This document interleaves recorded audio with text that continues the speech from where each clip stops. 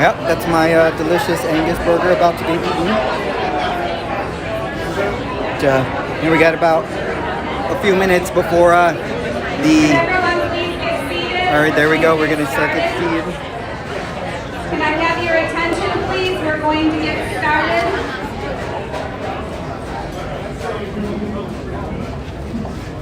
I'd like to thank everyone for coming tonight. And there's a lot of volunteers that are needed to put on something like this. So I'd like to thank everyone that's volunteering. We have people at the table, sound system, cameras. So again, I'd like to thank everyone. Yes, for sure. It's a lot of work. So appreciate everyone what you do. Tonight, we're going to start with a prayer. We think our nation needs some prayer. So we have Stephanie Moresco. She's going to lead us in prayer.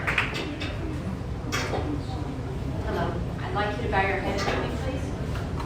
Father God, in the mighty name of Jesus, we ask that you would just be with us tonight. Lord, we ask that you be with our country. Lord, we need you. You are a covenant-keeping God, and you have a covenant with this nation. And this week we celebrate that covenant that you made with the settlers of this great land. Father, we ask in the name of Jesus that you touch the hearts and minds of every citizen in this land. Help us turn our hearts and minds back to you. We need you, Father. Lord, we lift up prayers, especially for Oaxaca. We lift up those citizens who have suffered so greatly, those families that have lost loved ones. Lord, we ask that you just work on the hearts and minds of all those that are grieving. lift them up, carry them when they can't carry themselves. And Lord, as we move forward into this Christmas season and the upcoming year, Lord, we ask that you put on our minds and hearts all of you and less of us. And we say this in Jesus' mighty name. Amen. Amen.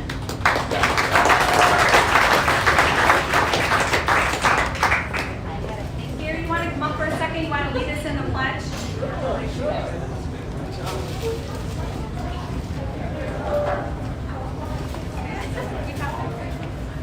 We have Max tonight with the flag. He's our Boy Scout, so Gary, you want to lead us in the pledge?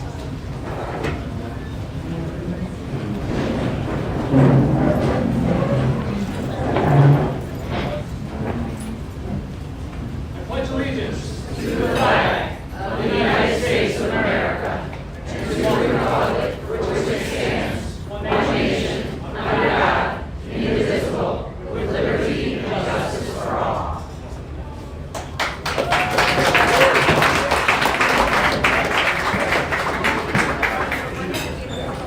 We have a couple housekeeping events.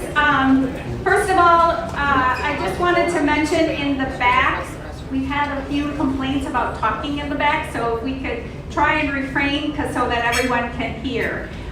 Second of all, when I go around at the end and you get the opportunity to ask some questions, I will hold the mic, and we would like you just to ask a question and not go into a lot of detail. So if you can just, because we want to make sure we get enough people to talk. Sometimes we've had to be short, so please just ask the question. The next thing I wanted to mention is to thank everyone that's a member here.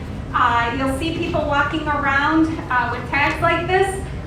This is how we sustain our organization, by donations to be a member. And if you have a gold tag, those people are gold members, and we also have bronze and silver. So thank you everyone who's become a member, and we've grown to this, so it's amazing. We really appreciate that you came, that you're part of our organization. So thank you again. I just wanted to mention that we have our upcoming events. December 9th, we have Jed Davis, and he is on the school board for Parkview Christian Academy, and they said no to masks at their school, and this created for them to lose recognition, and so he's going to come and speak about their fight to maintain mask optional. So he will be here, and then also anyone who's interested in becoming a candidate, Chris Lawson will be speaking on what it takes to become a candidate. So he has 25 points, so if you'd like to come that night, that's what we'll be discussing. January 20th, we have Paul Schimpf, who is another candidate for the governor. We are not endorsing, we are a nonpartisan group, but we are educating our voters and challenging leaders. So that's what this is about.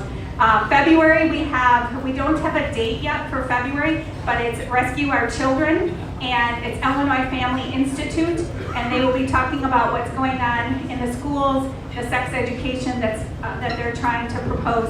So this is what February will be. And then March, we have Susan Clancy Bowles, Judge Shane, and Jeff Bodine, all candidates that will be speaking that night. So those are some, we don't have dates set for those last two, but again, keep in mind December 9th for Jed Davis, and then January 20th for Paul Schimpf. So tonight, Sue Dixon, our chairman, is going to give a little talk about what we're doing for a fundraiser for charity tonight. Hi, welcome everybody again. Good to see so many people here 2 days before Thanksgiving. It's exciting. I just wanted to let you know that these bouquets or arrangements on your tables are there for a good reason. A good friend of ours helped put them together this week on a volunteer basis, and they are going to, the money that we collect from them is going to go to the political prisoners in D.C. Do very many of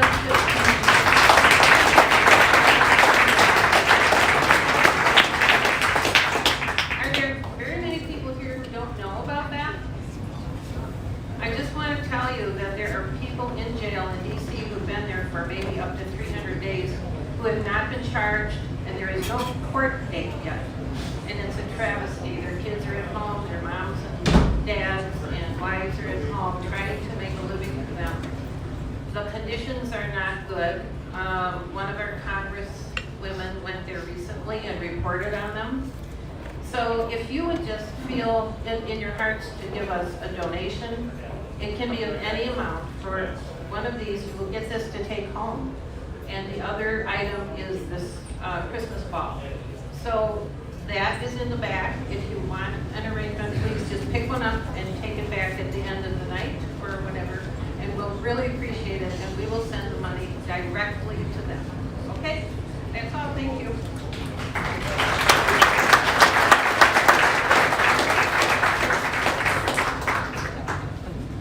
Thanks, Sue. Next we have Stephanie Moresco. She's going to give us a little update on our election integrity and what we're working on and training for election judges and poll watchers. So, Stephanie.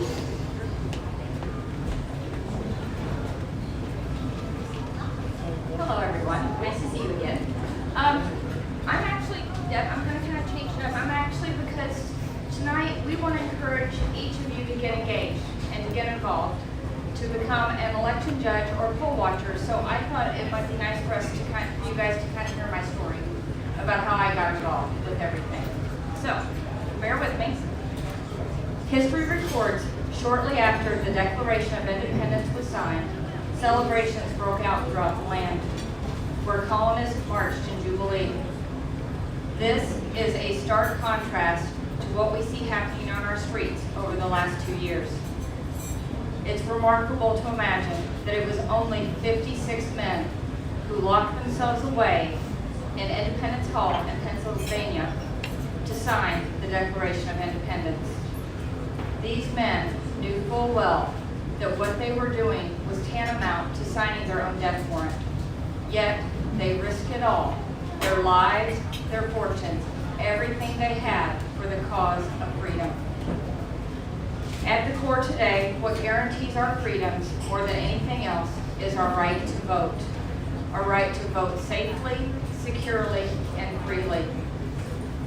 Honor, integrity, love of country, and love of life. Each and every one of you holds these values. These values enable Americans to enjoy life and the freedoms that have been given to us by Almighty God. Like you, I care about law and order. Like you, I care about defending our rights. And like you, I care about truth and justice. For those of you who have never heard me speak, again, my name is Stephanie Moresco, and I'm the Election Integrity Chairman for Three-Headed Eagle Alliance. What started out for me as a simple yes to saying yes as being an election judge has proved to be so much more. This journey has led me from endless paper trails to learning of suspect circumstances and evidence, to appealing to the public through public speaking engagements, radio interviews, and addressing our county boards. Briefly, I will share my story with you. It was in the summer of 2020, I turned on the television set. There, I saw the horror, like many of you, where mobs were destroying our cities, tearing down our monuments that exemplify our history, and destroying people's livelihoods. I will never forget, after turning off the television and turning around and looking in my daughter's eyes. I couldn't take it anymore. I knew I wanted to do something, but I just didn't know what. Then, a couple days later, I went out to our mailbox. There, I found letters from our Kane County clerk encouraging both my husband and myself to vote by mail. In that moment, something got triggered inside of me. I marched back in the house, picked up the phone, and called the clerk's office. I immediately asked the person on the other end what they were doing to guarantee the security of the election process. Unfortunately, they didn't really have an answer.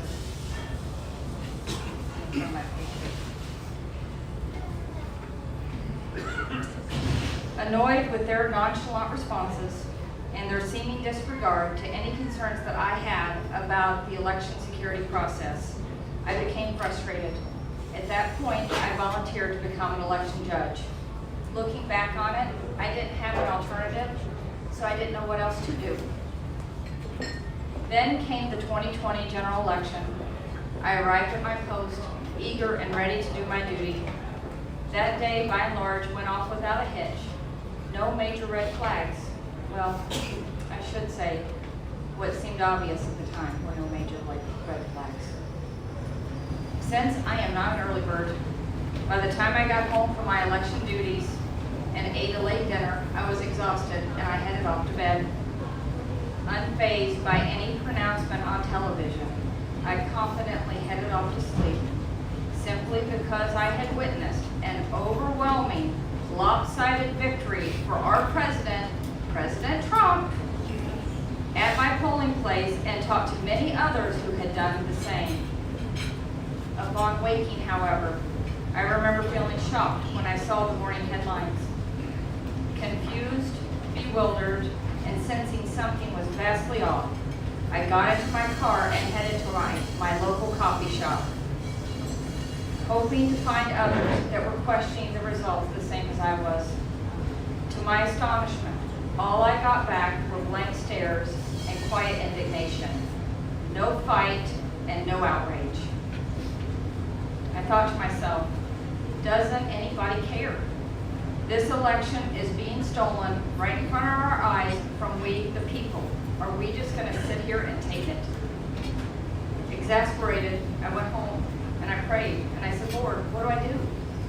At that moment, two simple words were laid upon my heart: tally tapes. As a complete aside, tally tapes are the printouts of voting totals per candidate, per precinct, which are posted at every polling place after the elections. I knew what those words meant, and wanting to do my civic duty, I jumped back in my car and drove to every polling place I knew of near me. I took pictures of those tally tapes. Little did I know, and to my amazement, months later, it was those same pictures that became the source of discovering one of the many ways that anomalies and irregularities occurred in Kane County.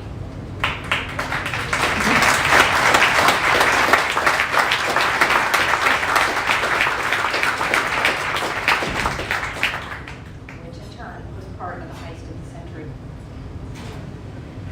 Let me ask you a question. Do you remember how you felt on November 4th of 2020, the day after the election? If you had to do it all over again, would you change anything? Would you do anything different? We all know that hindsight is always 20/20. But if you were told that you could be that one person that stood in the gap, potentially connecting the dots and being the difference maker, would you do it? Since November of 2020, my life has taken a major turn, one that I would not trade for anything. I am a stay-at-home, homeschooling mom. I do not have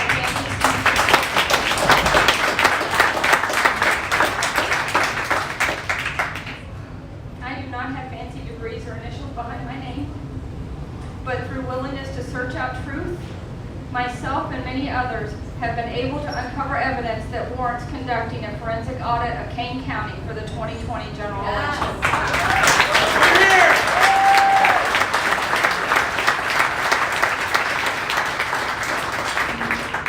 I look back on the past year, and in some ways it's been a blur. An acquaintance once asked me, "Why are you doing this? Does it even matter?"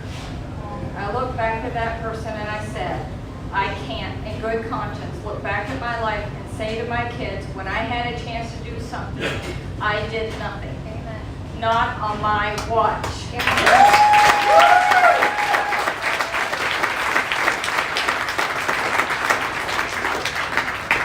I cannot and will not stand back and stand by and watch corrupt and or incompetent individuals steal our freedoms, steal freedoms from my children, and steal freedoms that men and women died for.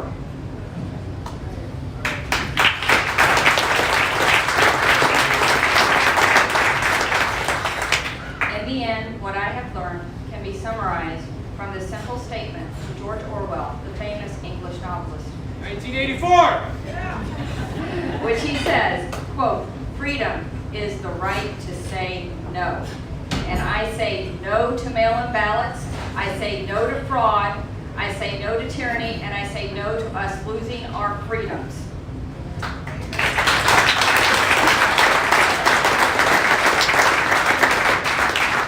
This is not the hour of power. United, we are unstoppable. So we invite you to be bold, to be a patriot, and join us in this fight. Serving as an election judge or a poll watcher is the front line of defense.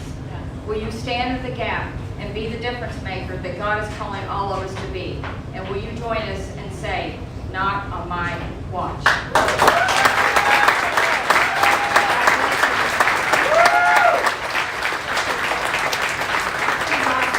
Thanks so much, Stephanie.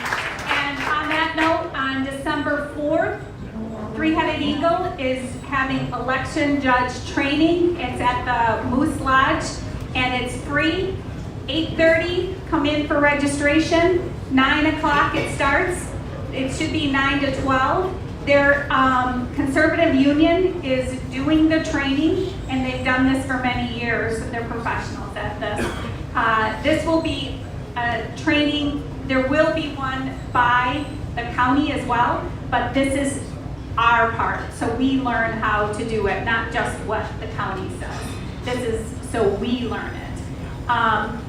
So that if you'd like to sign up, there's sign-up sheets in the back, and you can sign up to be for election judge or to go for training, and poll watching too. Both are extremely important.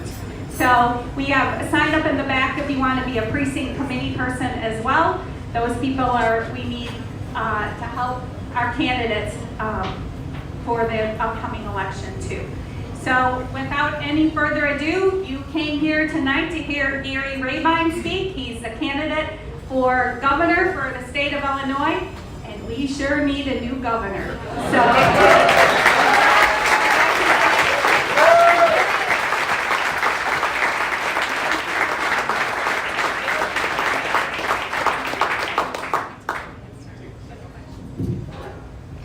All right.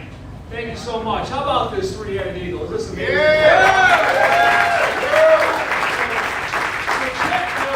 Chad can tell a story or two once in a while, you know. And Chad and I got to be buddies, and he wasn't faking, man. This is real. You really got you guys got a great organization going on, Debbie. Thank you so much. I got to tell you, I got a horseshoe in my ear, okay, when it comes to getting involved in organizations and helping to scale them.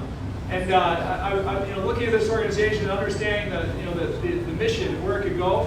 It should be a national thing. This should go national. And I was blessed to be part of a thing called Job Creators Network about 12 years ago. I was the sixth CEO asked to be a member of this thing called Job Creators Network. It was a guy, Bernie Marcus, who was like a hero. He's like the Michael Jordan of entrepreneurs to me. He started Home Depot. And he called me with a friend of mine that I met, who was a CEO of Best Buy. I paved parking lots for Best Buy at the time. They both called me one day. It was a weekend. I was working out, and I get this call. It was like, I'm telling you, I felt like Michael Jordan. So Bernie Marcus. This is crazy. And they asked me if I'd be one of the first members and board members of this thing called Job Creators Network.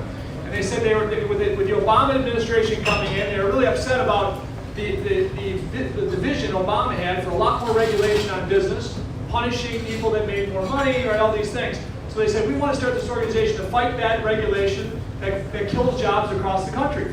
So they started Job Creators Network. I was the sixth CEO on this in this group. Today we have 500,000 businesses represented across America for Job Creators Network. So it's been a great organization to be part of. It's been a blast to watch this thing scale. But it was a bunch of entrepreneurs with scaling minds that helped do that.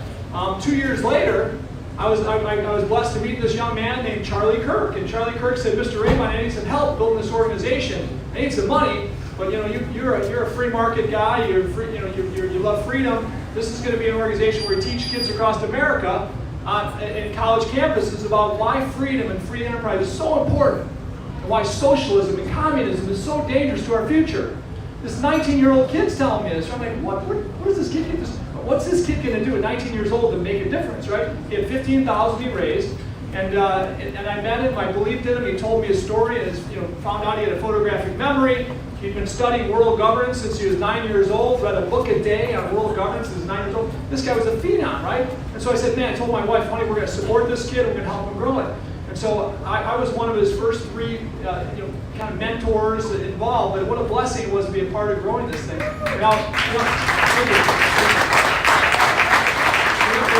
over 400,000 kids in college campuses across the country. We're moving into high school campuses too. But again, this is this kid's vision, and we helped him bring it to fruition, right?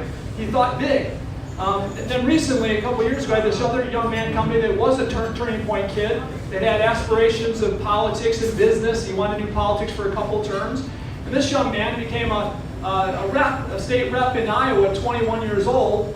And he asked me if I'd help him in his organization. So he asked me to be a part of that. Now, we just started growing this a couple years ago, but it's growing pretty fast. And we're training kids, 18 to 25, even 30-year-old kids, to run for office, whether it be school boards, counties, right, state reps, state senates, and we're winning spots all over the country with kids, right? And so how cool is it? Now, again, if this thing can grow like Turning Point, that can be amazing. So put me on the board. I'm not sure how much time I'll have. Put me on the board, and we'll get some. I'll bring some energy, some scaling energy anyway. Chad's not a very good recruiter, so I'm not in yet. But Deb, I bet you could do it. Okay, so I got to tell you this the audit thing, right? I don't know why, but I'm the only person that signed to get a forensic audit for our votes, right? How crazy is this? Why would these other guys not do this, right? I didn't think about it until coming here, right? But I mean, I asked him, Gary Rabine, why wouldn't you sign? Well, Gary, there's a lot to do this. It's just not that easy. And no, wait, it is.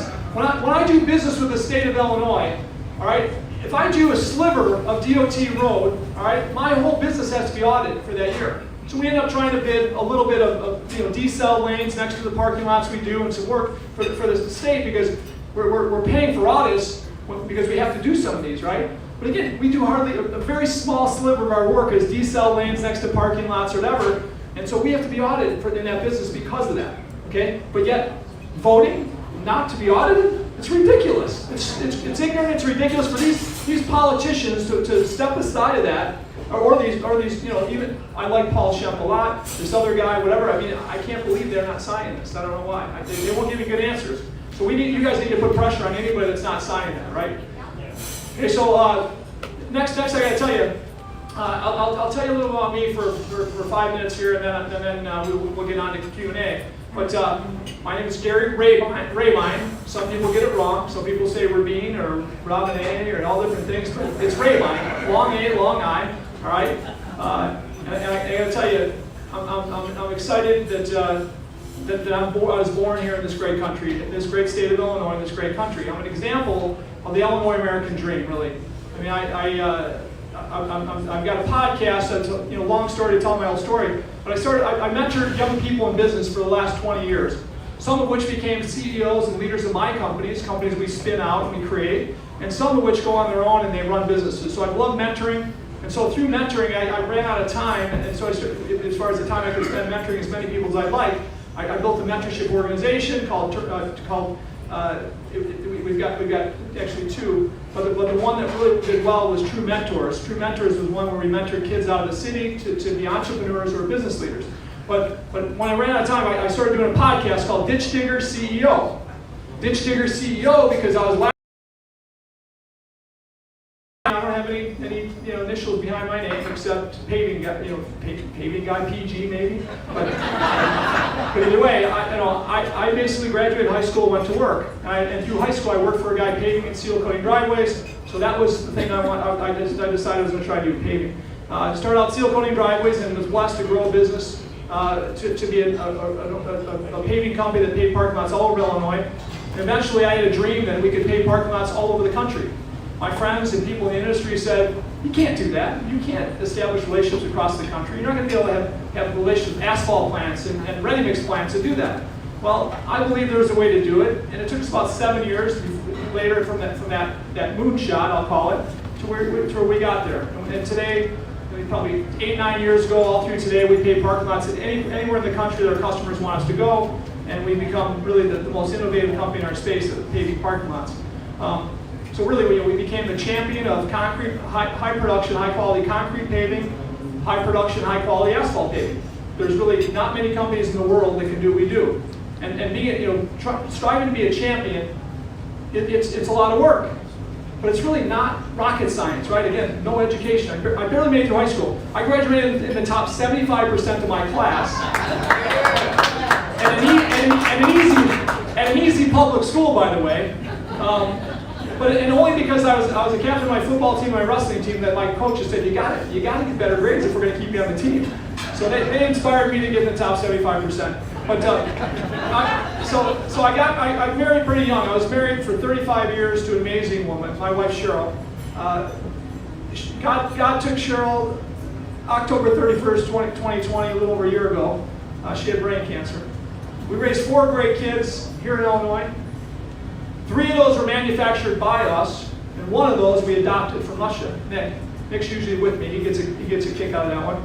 But Nick lives with me nowadays. My 3 kids run companies. My 2 oldest run our companies. My next third is a liar, but she went into business and she runs a company of her own. But anyway, bottom line is, Cheryl's an amazing mother who raised these kids to where they're independently minded, they're hardworking, and we also have 3 amazing grandchildren. So I've always loved hard work and dirty jobs. I mean, I like getting my hands dirty. Asphalt paving, seal coating, these are not jobs you aspire to do the rest of your life usually. So originally my work ethic came from delivering newspapers and dumpster diving for aluminum cans. I made my most money at 12, 13 years old diving in dumpsters for aluminum cans. And it inspired me to say, gosh, these dirty jobs actually pay off, right? Eventually, we've been so blessed that we built this business across the country. We started the Rabine group of companies about 2003 or 4. We had to spin off different companies for different reasons, for labor reasons and all different stuff. So we started the Rabine group of companies in the early 2000s. And since then, we've built over 30 companies here in Illinois, hired over 1,000, we created thousands of jobs, and we've just been very blessed to be in this great state. Many of our businesses have become champions. As I said before, our paving, there's not many people that can do what we do. Champions in what they do. And most didn't start that way. We've learned that when we start or turn around a business, number one, you have to create a vision. You have to create a vision of what that looks like to become the best, a champion in what you do, right? You next have to find industry all-stars.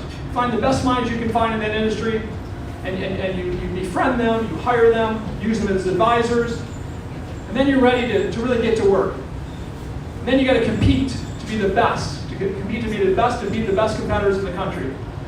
So our goal, to accomplish these things, went really well.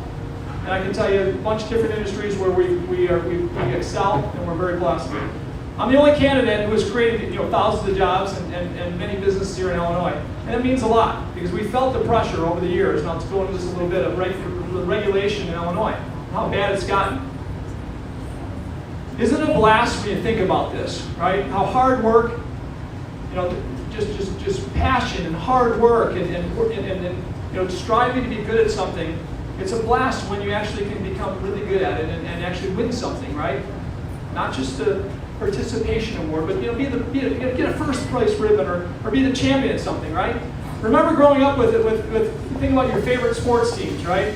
Remember eventually in Chicago, all of our sports teams have become champions at one time or another. Doesn't it feel great? Right? One of your teams wins the championship. How many remember the Chicago Bulls in the 90s? Who was around in the 90s? Right? Think about how awesome that was, right? When we were so good. I mean, this is the best basketball team of the 90s, and we were part of it, right? I mean, Michael Jordan and the Bulls were just amazing. How fun was that, right? We Illinoisans came together in that time, right? Michael Jordan and Pippen and this team was amazing, but we kind of owned them, right? Whether you lived in the northwest suburbs where I did, or you're in the middle of Chicago or southern Illinois, everybody kind of owned that team. And in owning that team, we came together. And it was amazing love for our city that we had, I thought, in that time. As I began traveling around the country, when I started building my businesses across the country, About 15 years ago, I said, okay, I got to learn where the best markets are. I got to figure out where the best places are that the regulatory environment's fair to us, where the governors actually want us to do business. So I joined a bunch of them. I helped start that one organization I told you about, Job Creators Network. Helped Charlie with that. Then joined the Republican Governors Association to understand who are the best governors that really want us to do business there. So I got involved in the RGA, and it's been a blessing to understand the best governors in our country, the ones that I know have their heart in it. Just like when we hire the best people, they have common sense, right? They don't have to have the biggest education in the world. Some do, right? But they have common sense. And secondly, they can't be bought. Whether it's in business or politics, right? The best people just can't be bought.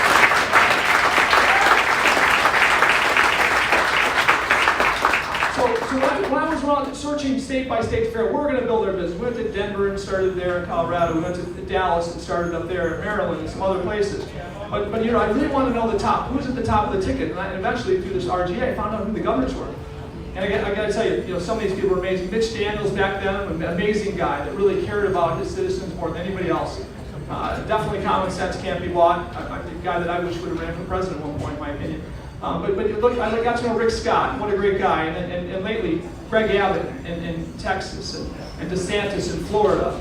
Kristi Noem, right?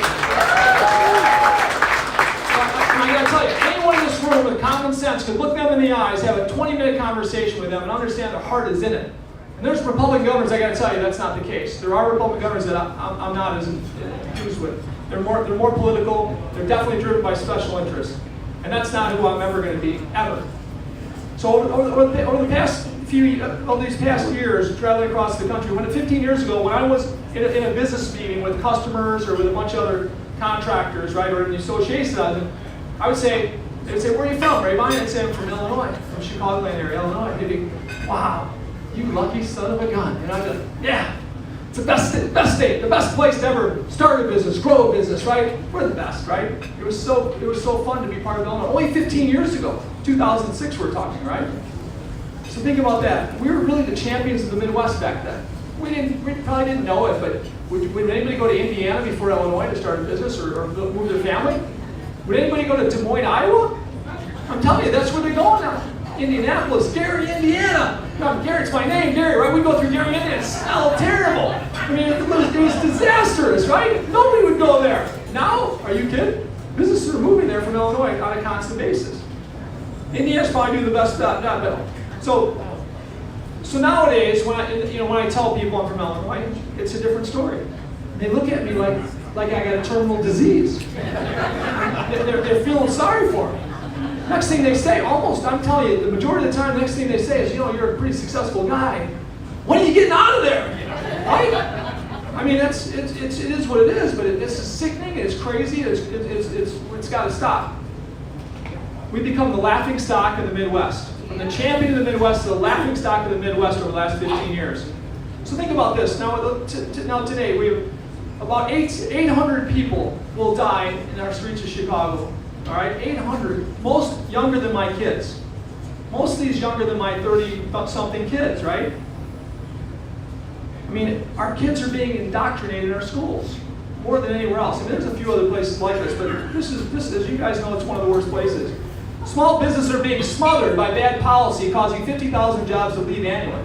Our property values are going down, or at least being stunted in a big way by the highest property taxes in the country. Now, some people say we're number 2. I'm telling you, the data I'm seeing, the only thing we have solid is from 2019 says we're number 2. Since 2019, everywhere I've seen, we've gone up drastically.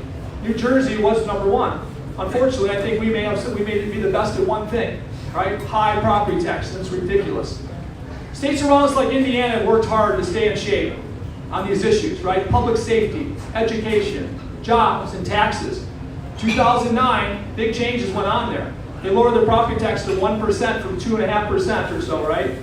They've kept it there. Their values have gone through the roof there. Over 130, 140% increase in property values for the average home. Ours, since then, in 2008, let's say 2009, we're down like 30, 40% on average. So by staying in competitive shape, their focus has consisted on a mixed regiment of exercise in great public safety, solid educations, lowering property taxes, removing bad regulation that smothers small businesses. They focus on it. Indiana more than anything, but Wisconsin did a pretty good job with Walker, and even Kim Reynolds and is doing a great job in Iowa. They're concentrating on leaning up.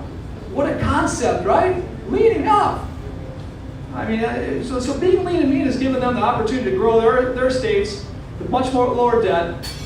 Lower debt means less taxes and regulation, right? So think about how they're kicking our butts today because of common sense, right? Tightening the belt. Over the same 15 years, our homes, like as we know, Illinois went from being the champion to the biggest loser, as I said. When we think about our competition, their exercise, have we exercised any of these things? Not at all, right? We now have the highest taxes overall, highest property taxes. Public safety is non-existent. Education indoctrination is rampant. And our out-migration is now per capita the highest or second highest there in the country as well. So it's time to rise up and fight. And I'm the outsider, the business builder, who will fight for our state. I'll work hard. I'll get my hands dirty. We'll stop getting sand kicked in our face and compete to be the champion of the Midwest once again. Most important responsibility for any state is to provide safety. Safety to every individual in every community. I'll defend, not to fund our police, and recruit the best leaders, the best men and women to serve and protect at a world-class level.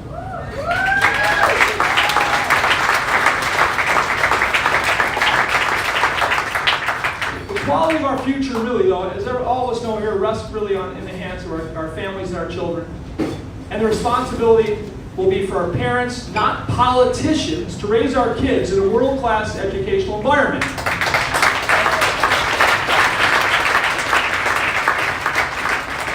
We are going to crush property taxes. People say you can't do it. I'm telling you, I've got the team to do it. So in the RGA and my national experience, I've hired some of the best people that have been there and done this before. You guys can all look up Art Laffer. He's my buddy. I went to Nashville to recruit Art Laffer. So Art Laffer, you guys may or may not know, Art Laffer was Ronald Reagan's economic advisor. He did a pretty good job in the 80s turning around our country. Then he went to Margaret Thatcher. Margaret Thatcher hired her in Great Britain, and he helped her turn around the economics in Great Britain. This guy's no lightweight. He was a Nobel Peace Prize winner. The left won't talk about this. Nobody like him will ever get another Nobel Peace Prize as long as the left is the left and everyone's handing them out. But Art Laffer, I went to Nashville to recruit him. As I found out from Mitch Daniels that he was Mitch Daniels' guy that helped him turn around Indiana. There's also Scott Walker's and Jeb Bush's in Florida. So some of the biggest turnaround states in the country's history, he's been the guy. Well, a meeting I had with him a few months back, at the end of the meeting, or at the end of the meeting before dinner, he comes up to me and goes, this is after 2 days of back and forth on what we can do for Illinois. He looks at me, he goes, Gary Rabine, he goes, this is going to be a lot of fun. He said, we've been all over the place. We've fixed some big problems, but there's never been one this big.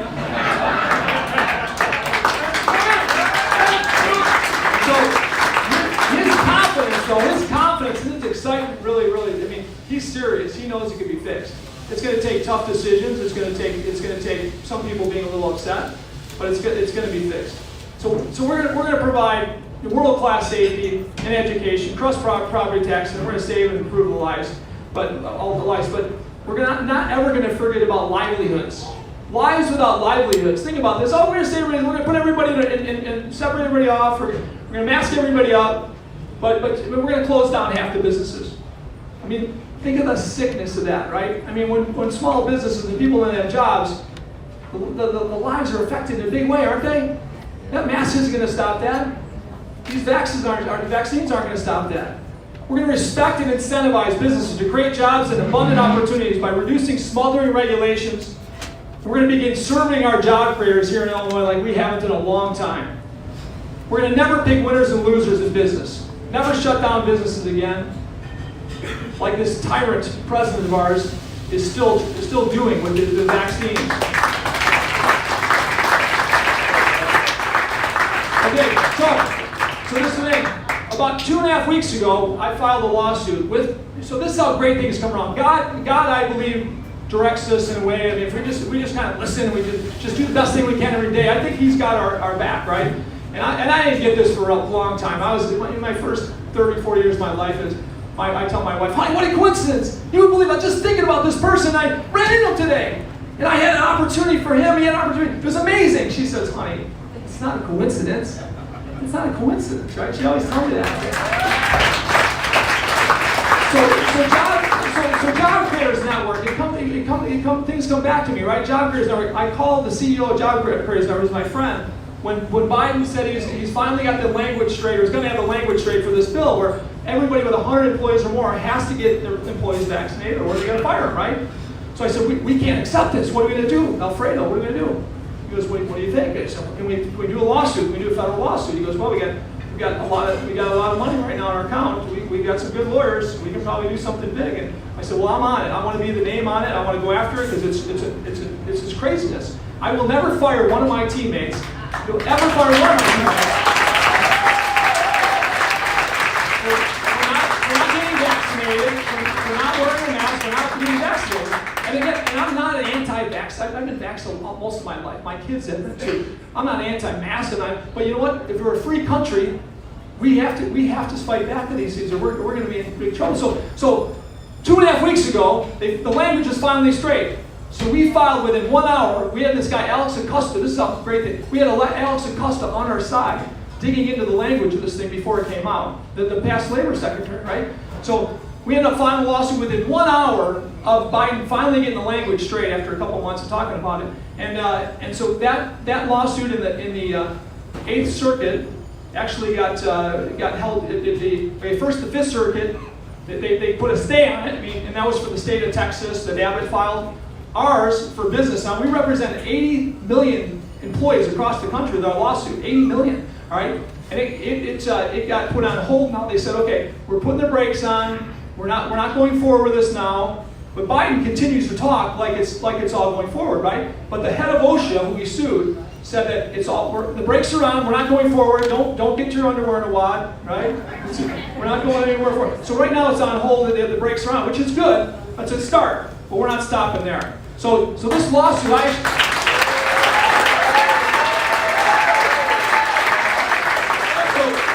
there's some people that run for governor that talk about fighting for their own mask freedom that they got. That's great. God bless them. That's great, right? But this is for 80 million. This is the Let's Go Brandon for small business lawsuit. Where's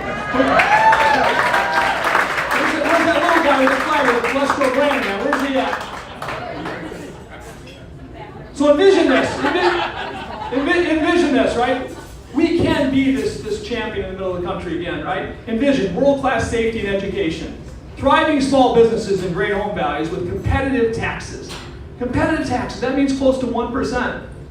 Maybe 1.5%, but my goal is to cut them in half, and that would be close to 1%. So together, let's have a clear vision. Again, it's all about having that moonshot, a clear vision, the moonshot to work together for. Groups like this are groups that can visualize and help bring this stuff to fruition.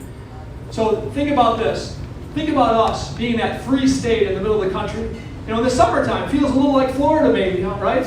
Right? Except we don't have all the huge bugs, we don't have the snakes, we don't have the alligators, right? We have 4 seasons here, right? So we're going to be way better than Florida when we become the free state that we need to become. When I become your governor, I want to be the champion once again. So join my team, all right? Rabine for governor.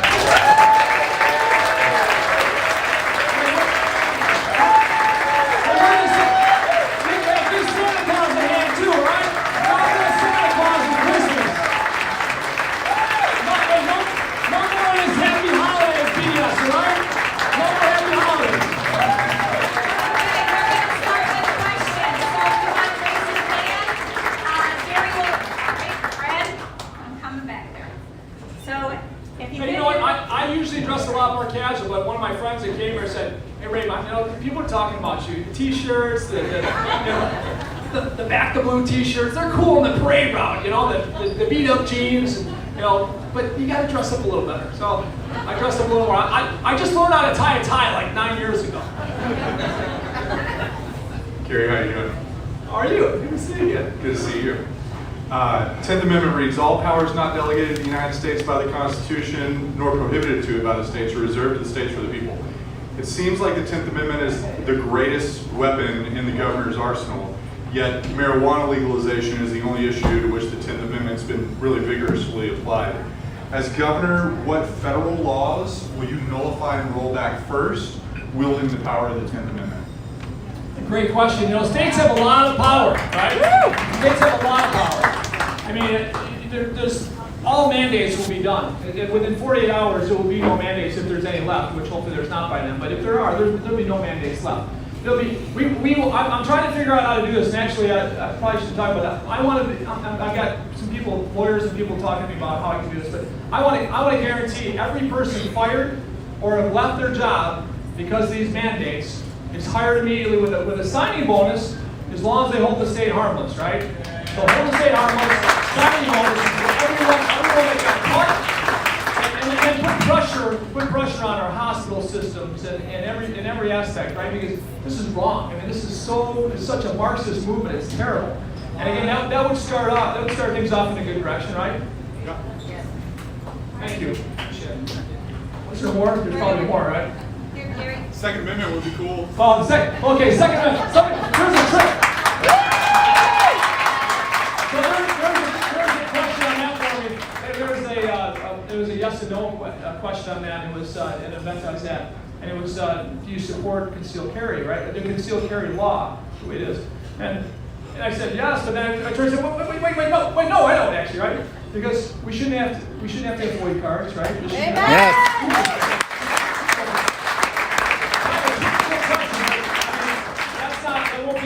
Get done, but it's something we have to work for. I mean, also, there's a few things. So I'm really bothered, and I supported Rauner at the beginning a lot.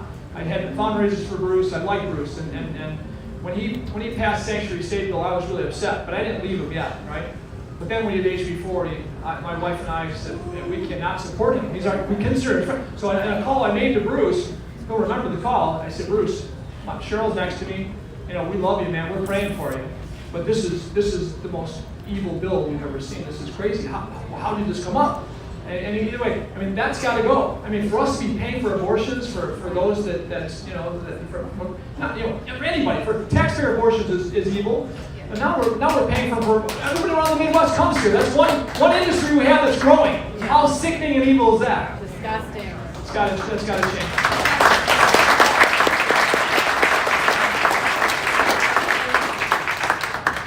Gary, when you get elected, my question is, if Black Lives Matter and Antifa emerges again to destroy our cities and our towns and put the fear of their treasonous acts into humanity, what are you going to do about that? Awesome question, and I'll tell you what, I'm a big networking guy, right? Because I'm not that highly educated, right? I reach out to educated people and I learn from them. I'm always learning. I think the most important thing any kids in this room is always ever learning, right? And if you're passionate about stuff, you're always learning. College education is awesome if you can get it, if you can do it, right? If you can afford it, if you find your way in a role that's important, or a doctor, or an accountant, whatever. But boy, you know what? If you're always worried about what you're passionate about, you're gonna be pretty smart. Especially if you think like a 10-year-old like I do. I think like a 10-year-old. Every room I'm in, ask a lot of questions. So that question I've asked to a bunch of different governors, the ones I respect a lot, and the answers are all over the place. But I think the answer really is we can't accept this stuff ever again in Illinois. We need the National Guard is an option actually. The National Guard is a very good option. It's not pretty, right? But it's a very good option. You're going to have to meet, like, you have to first try to collaborate with the city leaders, of course, right? You have to try to collaborate.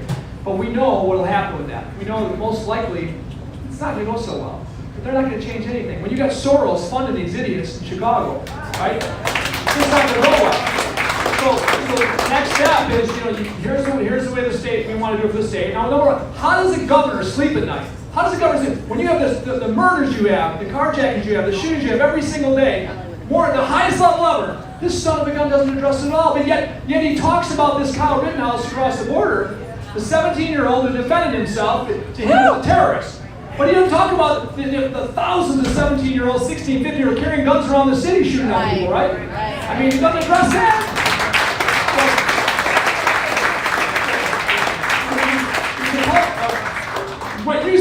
saying this. You said this. What's your name? John. John said he's. You okay if I say this? John said he's a hypocrite. All right. I don't know, man. Higher taxes for you, but not for thee. Right? You know, nice, small toilets in your house, but I'm taking mine out.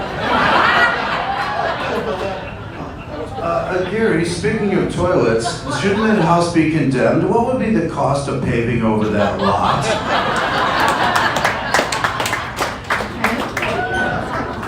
Yeah, demolition would be quite a job in that place. It'd be fun, wouldn't it? What do you think of school? There he is! Hey, wait, where's your hand again? Let's go, Brandon!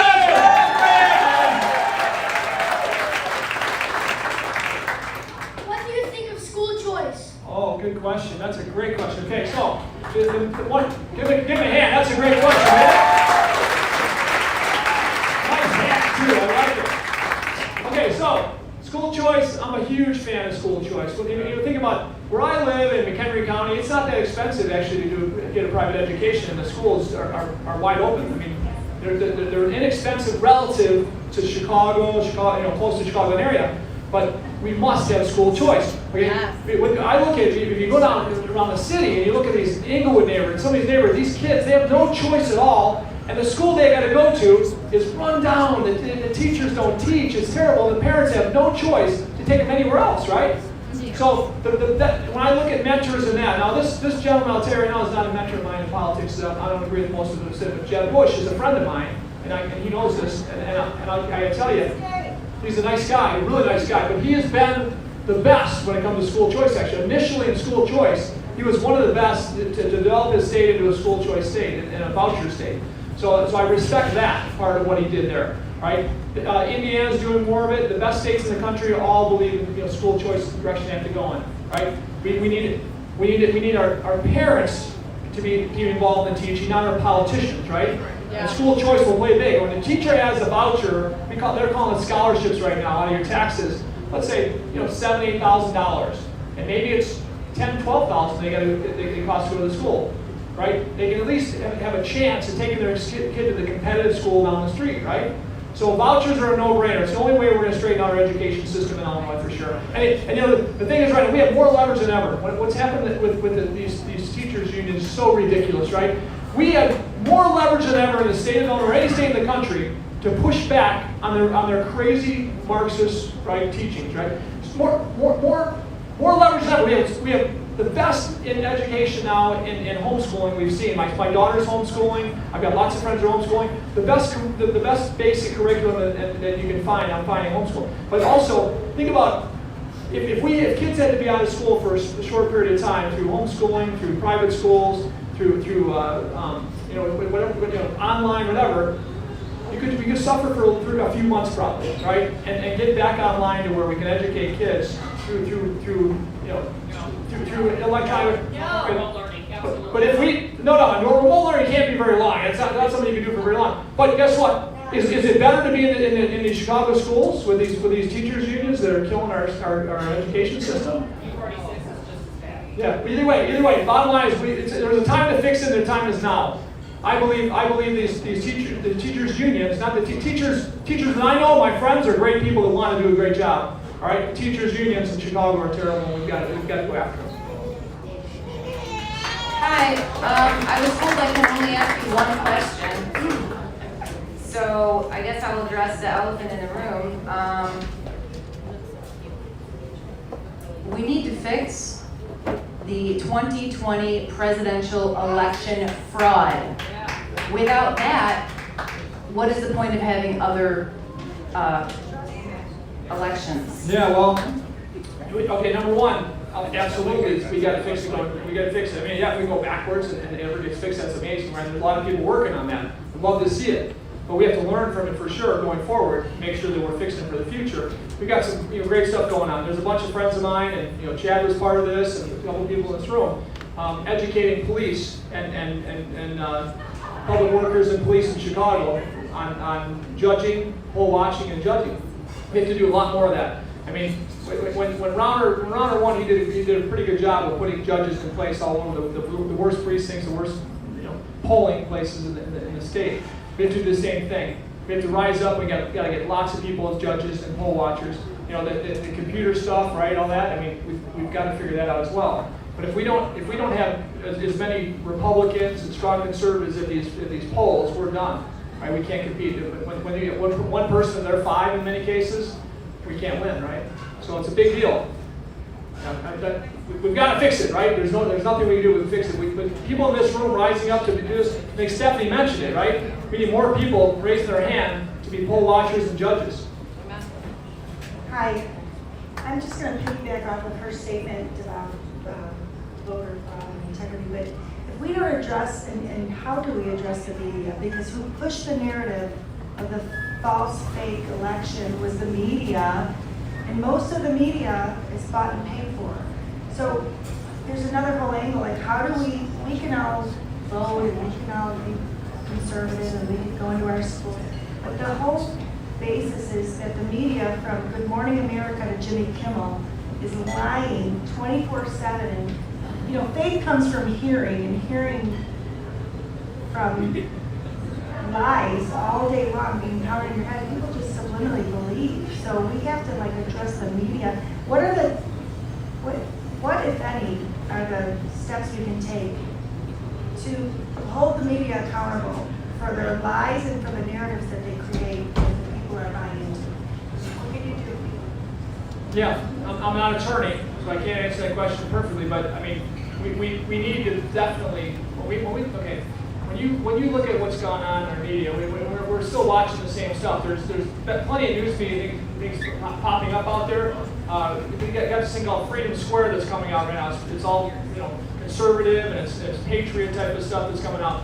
AON I think does a pretty good job. We have to Newsmax, right? We have to pay and advertise and do business with those that are on our side and make them stronger. Our problem is that the left for years has been canceling us out, right? Doing business with left and canceling out, not doing business with people who are conservative. I've got this. It's happened in my businesses over the years, right?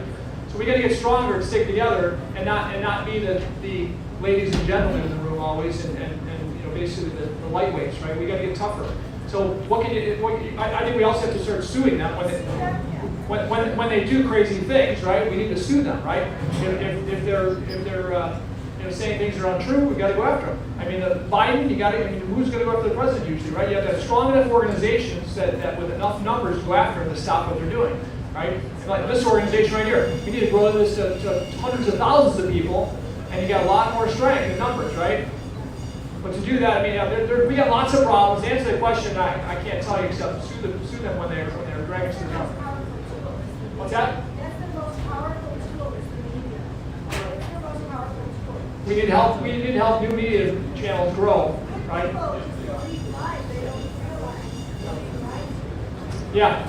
Newsmax, there's some good stuff out there. We need to watch the good stuff, and we need to make sure we're promoting them any way we can, spread the word. Hey Gary, how you doing? We're watching every day on the news, and the mob, everybody doing all these shopliftings in the stores. These, all these stores are getting hit really bad. This is crazy. There's a misdemeanor for shoplifting, and now they're coming into mob flashes and all that stuff. Pretty soon, we're going to be out of businesses with stores in Chicago and around the state. Our state's attorneys are not prosecuting these people. Look what happened up in Wisconsin. He gets out of a $1,000 bond. It's a free-for-all now, and these state's attorneys and these prosecutors are not doing anything. Bond is ridiculously too low. These people just go out there and kill, shoot, rob, steal cars. They don't care anymore. Our society is bad. It's spilling over in Chicago, and it's spilling out into our suburbs. We have to hold these state's attorneys, these judges, and everybody accountable, and the police are just strangling them. They can't do anything because they're told not to do anything. 100%. They're referees, right? They're handcuffed referees. They can't do anything. They're watching this as it goes on. And of course, that's not going to solve any problems. So talking to any good policing people, the Giuliani people that are out there that are available, right? Many others, right? You have to use old school policing with new school technology, and there's some great technology out there to add to old school policing that can solve these problems. Well, state's attorneys, their problem is we need to make it illegal for Soros to fund any communist to fund any election. So it's not just, I didn't know this. When Kid Box won, I knew that $2 million of her kitty, of $2.5 million of her came from Soros, right? I didn't realize that's spread across the country, all over. The prosecutor up in Kenosha, Wisconsin, also was funded by, I just heard this today, funded by Soros, right? I mean, so when you have communists funding, you know, the people that are holding all our cars, it's a bad place to be. How is that not illegal for a communist to fund any of our elections, right? Of course, no. All those things are great, right? This is what the Marxist movement is. Ruin local policing. And anybody just read the 10 pillars, right, of Marxism, Karl Marx Marxism, right? It's in the Communist Manifesto. It doesn't take long to read, but they're hitting all of them here. They're not missing on anything. But policing, they don't want local policing. They want it to be. They want policing from the national government or maybe state government, but not local, because you don't want community relationships. These police, they need to have the God to listen to without having relationships. So that's what they did in every country. I mean, most countries that have gone from free to communist, that's what's happened, right? So anyway, yeah, $1,000 or less, you're not going to you're in no trouble. So they're taking $800 bags and whatever. I mean, they're taking a lot more than that, but either way, CVS's, Walgreens, all these stores are going out of the city now. They're all leaving. What are these poor people, what are they going to have when they need their medicine? The older people, they need their medicine. They can't go down the street and get it anymore. They're ruining our city. So no, these things got to change, right? It should be the old busted window theory, right? Of course. Well, hey, but there's some good sheriffs you got that are actually drawing a nice line, right? You got some good sheriffs on the outskirts here. They're doing a good job. DuPage County, that guy's amazing. Our sheriff, McHenry County, is amazing. So but still, it's not enough. I agree. It's got to come from the state. So I just have I've been told 3 more questions. That's it. So here we go. As a public educator of 22 years, I'm currently not teaching right now. I would like to know, I'm not teaching because I refuse to vaccinate or test. Give her a hand.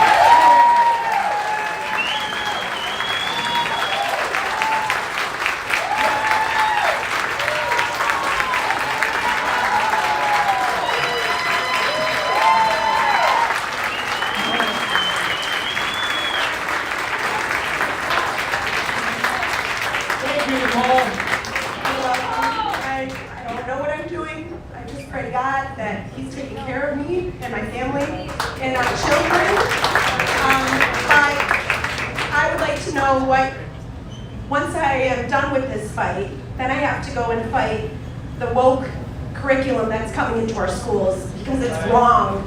And I want to know what we can do to get rid of the unions or change them and deal with ISB, because what is happening in our public education system is wrong. It's wrong. 100%.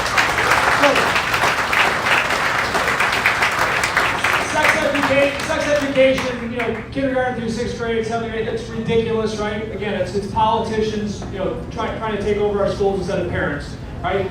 When you look at this indoctrination, you can go back in history, it's happened everywhere else, right? They want to own our kids, right? They want to be able to manipulate and indoctrinate our kids.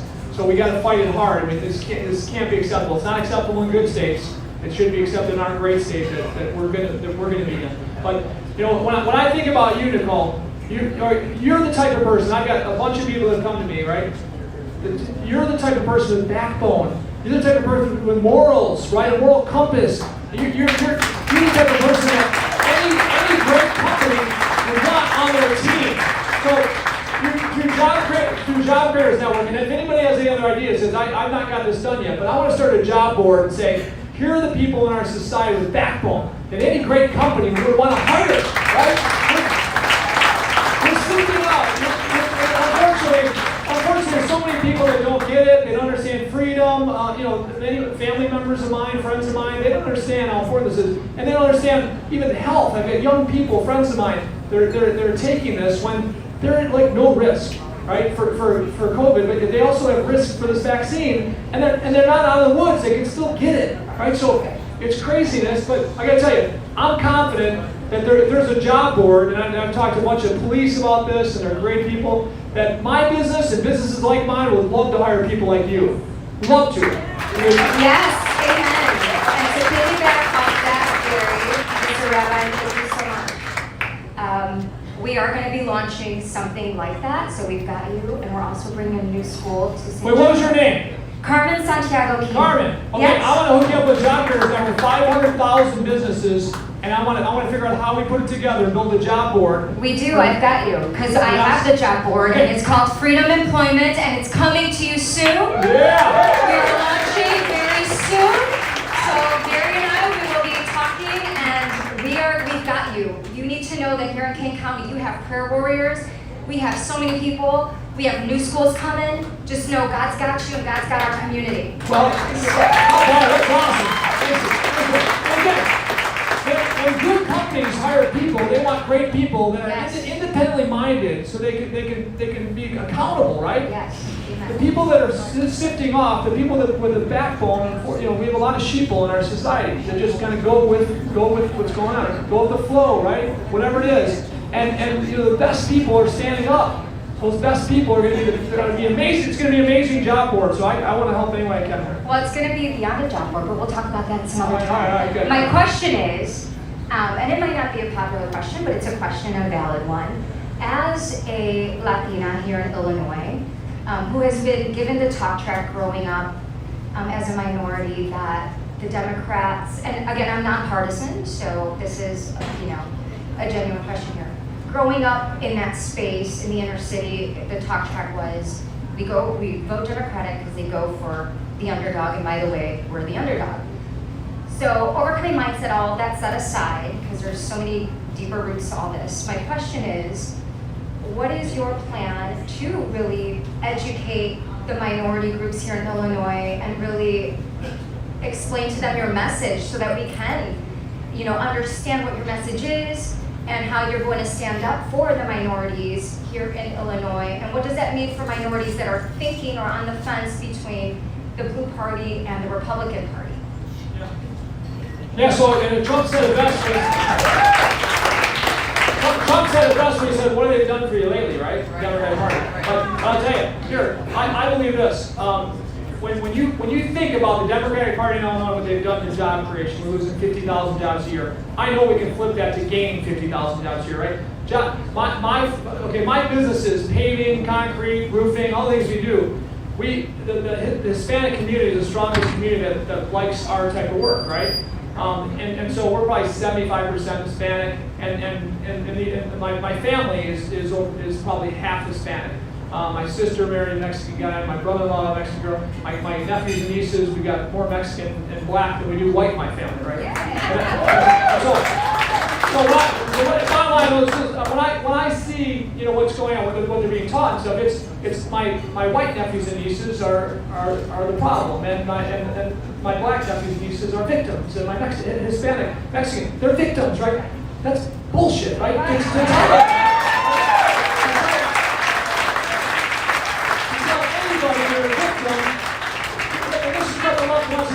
They want victimhood because that's how they can scare and they can divide and they can own them, right? So anyway, okay. When it comes to the Hispanic community, though, I mean, God loving is so common. I'm Catholic, and most of my friends are Mexican, Hispanic, are Catholic, all right? They believe in God. So this Democratic Party doesn't have a lot going for them when you look at, do they believe in God or don't they believe in God, right? There's not a lot of God-loving stuff going on there, right? So we can sell them on that, right? And we know that we're a state that creates jobs, we're a state that doesn't indoctrinate. We're a state that isn't the abortion capital of the world. We can become a state now that loves God again, right? But when we look at our communities, our black community, we need to do more. Okay, so True Mentors is an organization where it's mostly black young people that we got into entrepreneurship and business leadership, right? And it was an awesome organization. When we took kids out of the city that were involved in gangs and stuff, these kids had more work ethic than any kids I knew, okay? And I'm seeing, okay, by the way, I'm seeing this again. Your Sheriff Mendricks in DuPage County, people got to look this guy up. This guy's doing amazing things in his jail that I have not seen. I've been in a lot of jails, I've been around a lot of sheriffs. And there's nobody doing a better job when it comes to recidivism rate than he is. And you know why? Because he's finding Okay, he started this job training in his jail. Okay, his recidivism rate went to 75 to 80%, down to 15 to 20% in 2 years. Okay, he built 2 tattoo parlors in his jail. The jailmates built it, right? Did most of the work, so it was not that expensive. Their labor is pretty cheap, right?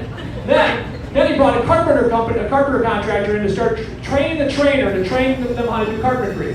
Then he brought a welding company in to start training a trainer to start teaching them how to weld. By the way, they're fixing up a lot of stuff around the jail too, right?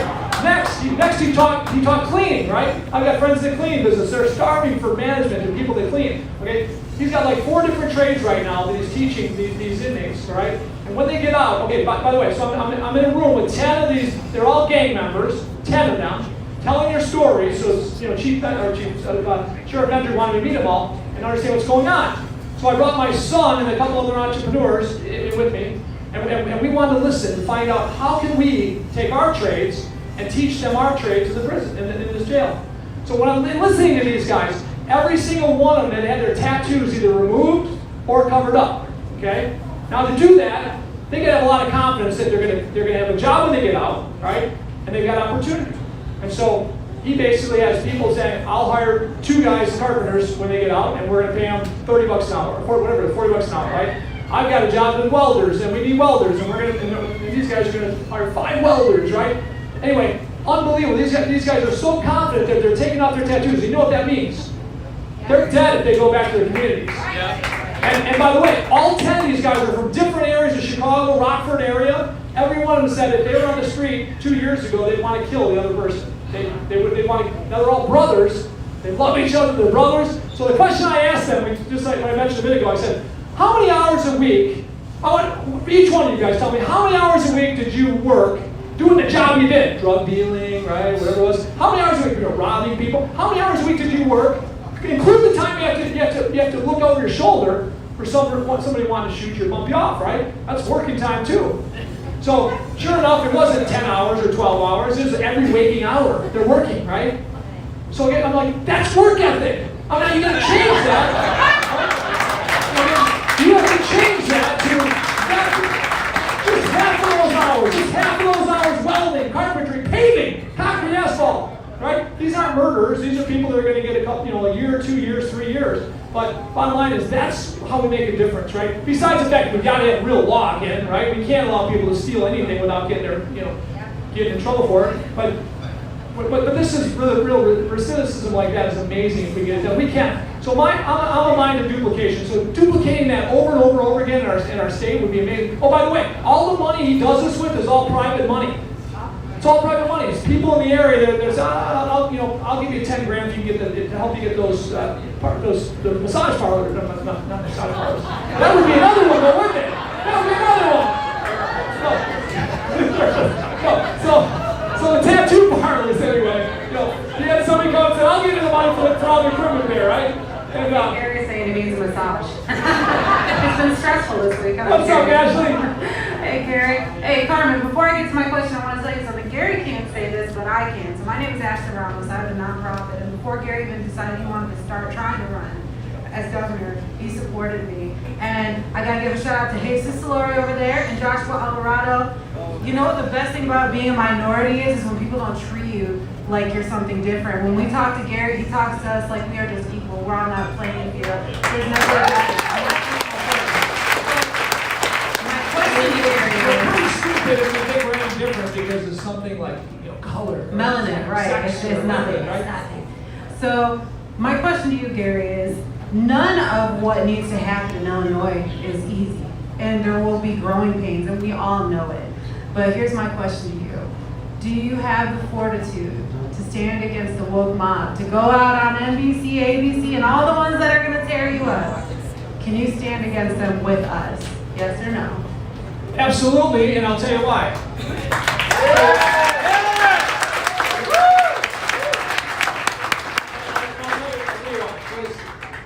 I believe we're on this earth, we get one shot at this, right? And my wife taught me, if you're going to get there, then you need to get other people there. If you can be a blessing to other people, you're going to be looked upon someday, in a good light by this guy, right? And my wife was amazing. She served every day of her life She didn't care about herself ever. She always cared about everybody else. We started a foundation, the Rabine Group Foundation, that she was passionate about. And so, again, she lived her life to serve others. And she taught me that you have way more fun serving others than being served. Everybody knows that, right? If you have a product that you're really good at serving, right, and you serve it, that person smiles when you're done, that they're happy with it, whatever you made them, they're happy with that parking lot you paid for them, right? It's the best feeling in the world, right? Getting stuff is kind of nice. It's cool because somebody maybe likes you, right? But really, it's not as cool as actually seeing someone else that you serve be really happy. So my wife was the best at that. And so for me, I've got one life to live, and I know where she's at, and I'm going to get there. And it's not going to be ever by being bought. It's going to be by serving others. And there's no better place to serve and make a difference than a crazy state like Illinois. So I'm confident. And I look like a scrawny little old man, okay? But I actually was a wrestler. I was kind of I was a bouncer. I like to wrestle. So anyway, the bottom line is, I'm not afraid to fight. I fought the unions. I'm partners in the unions nowadays, right? They became my partners in 2004. But I fought for 3.5 years because I didn't like the deal they gave me. And it was not a pretty fight. I lost everything I had. And financially, my wife and I lost everything we had. But we fought them, we learned a lot of lessons, and then we joined. And the Chicagoland unions, the private unions, were partners within Illinois. So the operators union, the laborers union, the finishers union, the governors union, and we get along fine. I'm not always happy with them, and my team and my leaders aren't always happy with them, so we go back and forth. But overall, they're partners of ours, and we get along fine with them. Private sector unions, I think, are different. The public sector unions are not the problem of the state. So I talk about fighting what's going to take. Public sector unions are the problem in Illinois. They're the problem. Private sector unions aren't the problem of the taxpayers in Illinois, but the public sector unions are. And some of them are great, are pretty good unions. I look at this police, the president of the police union, right? This John Catanzaro. That guy is awesome. Yes. He cares about it. Yeah. He cares about it. Right? He stuck his neck out, and he really is looking out for his members first, right? Not many of these union leaders have that much strength. They fall. So I will have all the strength in the world, and you're going to hear that I'm all kinds of crazy things that I'm not, and I know this. I've been told by some of my friends that were Trump consultants, and some of my friends that have done some of the biggest campaigns in the country. And they asked me the same question everybody else said. Why the hell do you want to do this? Why do you want to do this? You got the world, at your hands. You're blessed. You got these businesses going great. They're going to come after these businesses, and they already are. And I can tell you stuff about that. But bottom line is, why would you want to do this? And then they tell me, Gary, you're going to have more money against you than any governor's race in the history of our country.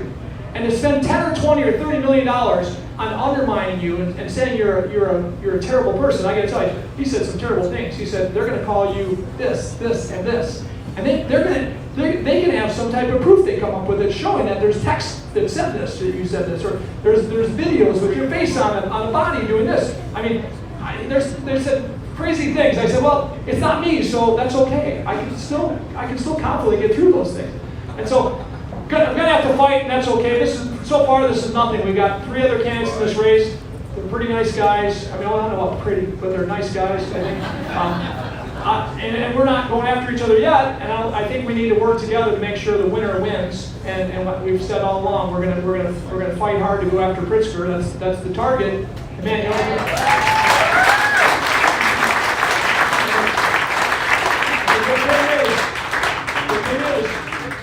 pretty big target.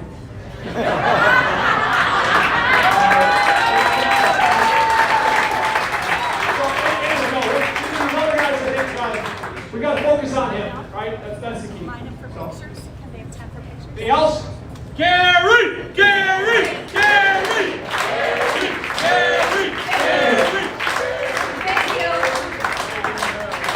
Thank you, Gary. We really appreciate you coming out tonight, and especially Thanksgiving week. We'd like to say again from Three-Headed Eagle, thank you very much for coming out tonight, the week of Thanksgiving, to spend with us and learn about Gary. And we hope that you have a very blessed Thanksgiving with your family and friends. And with that note, if anyone would like to talk to Gary personally and take pictures, you can come up, and I think he might take Santa, I'm not sure. But anyway, you can make a line right right here, and if you have a couple questions, I apologize to those I didn't get the questions to, but hopefully another time you'll get your chance. So thanks again.